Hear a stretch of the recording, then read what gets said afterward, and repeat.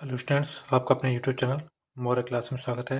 हमारा आज का टॉपिक है सिंटैक्स, जिसके अंतर्गत हम वाक्यों को सही हमारे करना सीखेंगे। वाक्य में either of, neither of, each of आदि शब्द लगे हों तो इनके साथ जो सब्जेक्ट जो हम लगाएंगे वो तो प्लूरल का होगा, लेकिन इनके साथ जो हेल्पिंग वर्ब लगेगी वो एक वचन की लगेगी। यहाँ पे हम एग्जांपल देख लेते हैं। यहाँ पे हमारा पहला एग्जांपल है either of the boys was making a noise, यानी कि जो हमने आइदर ऑफ जहाँ पे जो वर्ड हमें दिखा है इसके साथ हमने जो सब्जेक्ट लगाया, यहाँ पे द बॉयज हमारा बहुवचन का है, लेकिन हमने जो यहाँ पे हेल्पिंग वर्ब यूज की है वो एक वचन की है, यानी सिंगुलर की है। यहाँ पे हमारा सिंगुलर हेल्पिंग हो रहा है वाज, जबकि यहाँ पे नाउन हमारा यानी सब्जेक्ट हमारा प्लूरल का दिखाया जाता है।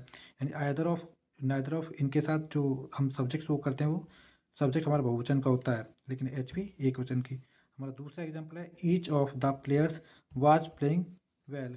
यहाँ पे देखो सुनो, ईच ऑफ हमारा यहाँ पे वर्ड्स दे रखा है और इसके साथ जो हमने सब्जेक्ट यूज किया है वो प्लेयर्स यानी बहुवचन को दर्शा रहा है यहाँ पे भी, लेकिन इसके साथ भी हमने हेल्पिंग वर्ब एक वचन की प्रयोग की है। हमारा अगला रूल्स है, जो हमारे कुछ ऐसे वर्ब हैं वो हमारे वर्ब यानी कि जो वर्ड कौन कौन से हमारे जिनके साथ हम एज का प्रयोग जरूर करना होता है, वो हमारे वर्ब हैं regard, describe, represent, portray, depict, mention, define, treat. इसका जो अर्थ है रिगार्ड में होता है जो है दर्शाना या के प्रति, डिस्क्राइब में वर्णन करना, रिप्रेजेंट में प्रस्तुत करना, पोर्ट में चित्रांकन करना या फिर बतलाना, डिपिक्ट में वर्णन करना, मेंशन में जिक्र करना या फिर बतलाना, डिफाइन में होता है तो जो वर्णन करना, ट्रीट में होता है व्यवहार करना। यानी इन सभी का जो अर्थ है वो बताना या जिक्र करना के अर्थ में होता है। इनके साथ हम हमेशा एज का प्रयोग करते हैं। हमारा एग्जाम्पल है पहला, you ought to have regarded him as your father. यहाँ पे रिगार्डेड हमें वर्ड दे दिया है, इसके साथ हम कंजंक्शन एज का प्रयोग करेंगे, यानी एज वर्ड का प्रयोग करना अनिवार्य है। हमारा दूसरा एग्जाम्पल है you should treat him as your brother, यानी यहाँ पे वर्ड हमें ट्रीट दे दिया है तो ट्रीट के साथ भी हम यहाँ पे एज का प्रयोग करेंगे। यहाँ ध्यान रखना स्टूडेंट्स, यहाँ पे जो इनके साथ जो वर्ड दे रखा है उसके बाद हमें ऑब्जेक्ट लिखना पड़ेगा और ऑब्जेक्ट को लिखने के बाद ही हम एज का प्रयोग करेंगे। यहाँ पे भी देख सकते हो, यहाँ पे ये वर्ड दे दिया ट्रीट हमें, उसके बाद हमारा ऑब्जेक्ट आ रहा है और ऑब्जेक्ट के बाद ही हम उस एज का प्रयोग कर रहे हैं। हमारा अगला रूल है रूल नंबर 41। ये वे वर्ब हैं जिनके साथ हम एज का प्रयोग नहीं करते। अगर एज का प्रयोग कर दिया जाए इन वर्बों के साथ तो हमारा वाक्य वो गलत हो जाएगा। ये वो हमारे वर्ड्स हैं name, call, term, think, consider, nominate, appoint. इनका अर्थ है नेम मीन्स नाम लेना, कॉल मीन्स होता है बुलाना, टर्म मीन्स होता है उसको जिक्र करना, थिंक मीन्स सोचना, कंसिडर मीन्स जिक्र करना या फिर बताना, नॉमिनेट मीन्स नामांकित करना, अपॉइंट मीन्स नियुक्त करना। इनका जो अर्थ होता है बुलाना, सोचना, नियुक्त करना या नाम लेना, इनका में इनका प्रयोग होता है। हमारा पहला एग्जाम्पल है हमारा राम कॉल्ड हिम फूल, यानी राम ने उसको मूर्ख कहा। यहाँ पे कॉल्ड दे रखा है, उसके बाद हम ऑब्जेक्ट लगाएंगे और उसके बाद हमारा वर्ड आ जाएगा, यानी कि इनके साथ आप देख सकते हो कि हमने एज का प्रयोग नहीं किया है। ऐसे हमारा दूसरा एग्जाम्पल है I think him an intelligent man. यहाँ पे थिंक हमें वर्ड दे रखा है और उसके बाद हमारा ऑब्जेक्ट आ रहा है। हमारा अगला वाक्य है you appointed him a captain. यहाँ पे हम देख सकते हैं अपॉइंटेड आ रहा है और उसके बाद ऑब्जेक्ट आ रहा है, लेकिन इन तीनों वाक्यों में हमने किसी में भी उस ऑब्जेक्ट के बाद हमने कोई एज का प्रयोग नहीं किया, जबकि हमने इन पिछले वाक्य में इन वर्बों के बाद हमने ऑब्जेक्ट का प्रयोग किया और ऑब्जेक्ट के बाद हम एज का प्रयोग कर रहे थे। लेकिन यहाँ पे हमने यहाँ पे ये इन वर्बों के बाद हमारा ऑब्जेक्ट आ रहा है, लेकिन इनके बाद कोई भी हमारा एज प्रयोग नहीं हो रहा है। हमारे अगला रूल्स हमारा, जो हमारे कुछ ऐसे वाक्य होते हैं जिनके साथ हम केस इन इन्वर्सन का नियम लगाते हैं, वो हमारे वर्ब हैं hardly, rarely, scarcely, seldom, never, not only और बट आल्सो से बने हुए वाक्य है, नो सूनर और देन के द्वारा बने वाक्य है, और अंडर से बने जो फ्रेज हैं उनके द्वारा बने वाक्य है, और ओनली फ्रेज से बने वाक्य है, और सो फ्रूज से बने वाक्य है। इनका हम अर्थ जान लेते पहले इनका मतलब क्या होता है हमारा।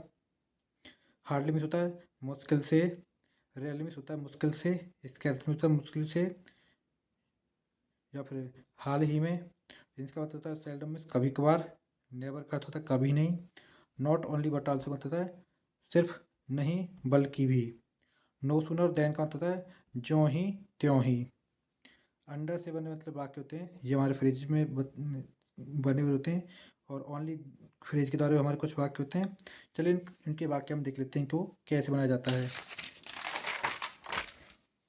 हमारा एग्जाम्पल है, पहला example, hardly does she go to temple, यानी मुश्किल से वह मंदिर जाती है, यानी बहुत ही कम वह मंदिर जाती है। यहाँ पे आप देख सकते हो हमारे ये वर्ड दे रखा है जो हमने पिछले वर्ड देखे, और इसके जस्ट बाद हमारे हेल्पिंग वर्ड लग रही है। यानी यहाँ पे ध्यान देने की बात है, हम जो सेंटेंस जो बनाते हैं वो सब्जेक्ट के बाद हेल्पिंग वर्ब आती है, लेकिन इन वाले वाक्यों में सब्जेक्ट से पहले हेल्पिंग वर्ब आ रहा है और हेल्पिंग वर्ब के बाद में सब्जेक्ट आ रहा है। बकाया चीज़ सेम ही होती है, खाली इनमें बस यही अंतर है कि सब्जेक्ट से के बाद हेल्पिंग वर्ब ना करके हेल्पिंग वर्ब जो है वो सब्जेक्ट से पहले लग जाती है। और उसमें नियम जो टेंस के रूल्स होते हैं उन्हीं टेंसों के रूल्स चलाए जाते हैं, जो प्रेजेंट इंडेफिनिट का रूल है या फिर पास्ट परफेक्ट का या फिर प्रेजेंट कंटिन्यूस का है, जो भी वो रूल होते हैं उन्हीं टेंसों के रूल्स चलते हैं। बस इसमें अंतर, ये हेल्पिंग वर्ब सब्जेक्ट से पहले आते हैं, बस इतना ही अंतर होता है इन वाक्यों में। हमारा अगला एग्जाम्पल है, seldom had I seen him. यहाँ पे भी आप देख सकते हो कि सब्जेक्ट से पहले हमारा हेल्पिंग वर्ब आ गया है। बकाया नियम वही है, देखो यहाँ पे थर्ड पर्सन वो थर्ड फॉर्म लग रही वर्ब की, जो मैं हेड के साथ लगाते हैं ना पास्ट परफेक्ट में, यहाँ पर भी वही हेल्पिंग वर्ब वो मेन वर्ब लग रही है हमारी थर्ड फॉर्म, लेकिन यहाँ पे बस क्या हो गया, हमारा सब्जेक्ट से पहले हेल्पिंग वर्ब लगा दी हमने। यहाँ पे भी वो कंजंक्शन लग रहा है, हमारा सेल्डम वर्ड लग रहा है। नॉट ओनली यहाँ पे देख सकते हो, यहाँ पे सब्जेक्ट से पहले हमारा हेल्पिंग वर्ब लग गया है। नियम हमारा वही है। हमारा अगला एग्जाम्पल है, no sooner did he reach the platform than the train left. यहाँ पे भी आप देख सकते हो, यहाँ सब्जेक्ट से पहले हेल्पिंग वर्ब लग गया है। नियम वही, यहाँ पे देखो, यहाँ पे फर्स्ट फॉर्म लग रहा है और हमारा वो पास्ट इंडेफिनिट टेंस हो रहा है। हमारा अगला एग्जाम्पल है, अंडर नो सर्कमस्टेंसेज, यानी कि ये हमारा एग्जाम्पल है अंडर नो सर्कमस्टेंसेज वाला हमारा फ्रेज द्वारा वर्ड बना है। तो इस वाक्य में हमारा जो हेल्पिंग वर्ब है वो सब्जेक्ट से पहले लग गया है। हमारा अगला एग्जाम्पल है, only by taking risk did he solve his problem. यहाँ पर जो हमारा हेल्पिंग वर्ब लग रहा है वो भी सब्जेक्ट से पहले है और नियम वही वो पास्ट का चल रहा है यहाँ पे भी। So well did he organise the function that everyone praised him. यहाँ पर भी जो हमारा हेल्पिंग वर्ब है वो सब्जेक्ट से पहले लग रहा है, सो वेल वाले कंजंक्शन फ्रेज के द्वारा भी। हमारा अगला एग्जाम्पल है, वर आई ए वर्ड। इसका मतलब होता है काश मैं एक पक्षी होता। तो यहाँ पे जो है हमारा हेल्पिंग वर्ब वो सब्जेक्ट से पहले लग रहा है। हमारा अगला एग्जाम्पल है, had he come to me I would have helped him. यहाँ पे जो वाक्य का अर्थ निकले, यदि वह मेरे पास आया होता तो मैं उसको उसकी मदद करता। यहाँ पे भी हम जो हेल्पिंग वर्ब यूज कर रहे हैं वो सब्जेक्ट से पहले कर रहे हैं। यहाँ पे हमारा ही सब्जेक्ट है और उससे पहले हमने हेल्पिंग वर्ब यहाँ पे यूज कर लिया है। आशा करता हूँ आपको वीडियो पसंद आएगी और समझ में आएगी। अगर आपको अच्छी लगी तो कृपया लाइक एंड सब्सक्राइब करें। Thank you.